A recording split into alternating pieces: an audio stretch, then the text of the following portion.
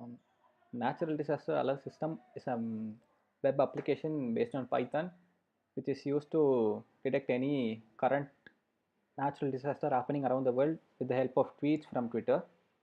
Okay, basically, this application uses two APIs.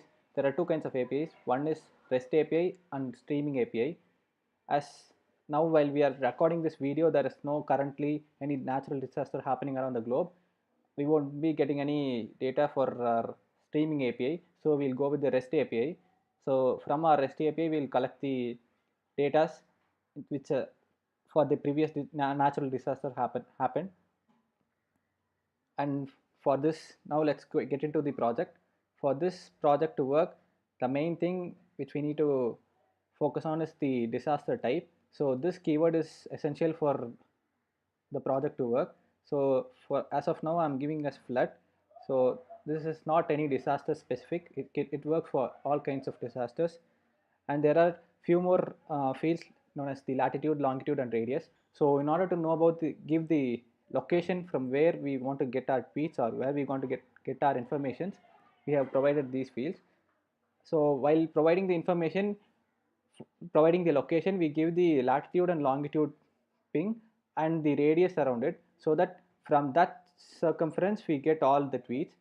So these are optional values. By default, it takes the lat and long of Maharashtra, and the radius is around 6,000 kilometers. So which is obviously almost covering the entire India. So I'll just go with how this application works.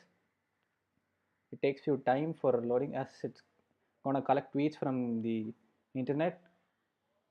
It's processing. And now, as you can see, the resultant of this processing is a graph. On this graph, the x-axis is a range of time of the interval 5 minutes, and on the y-axis is the frequency of the tweets.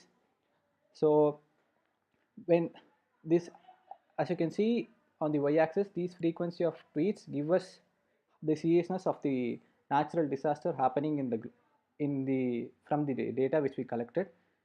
As of now, it, and one more thing is auto reload in 30 seconds. This graph keeps on reloading after 30 seconds. Since we have used the REST API here, we won't be getting much change in our graphs and also in the x-axis. But if we have used our streaming API, our x-axis would have been keep on increasing, and correspondingly the y frequency values keeps on increasing. So, and one more thing which we have included here to in order to do the fake spreading of the news. One is which one more one way to do is that is retweeting. So when there are multiple retweets regarding the same keyword done, then which may lead to misleading our usage of the project. So in order to avoid it, we haven't considered the retweets count. We've considered only the tweet counts.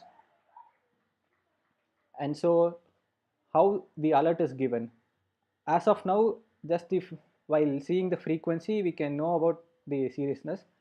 The future improvisations of this project would be like fixing a threshold value.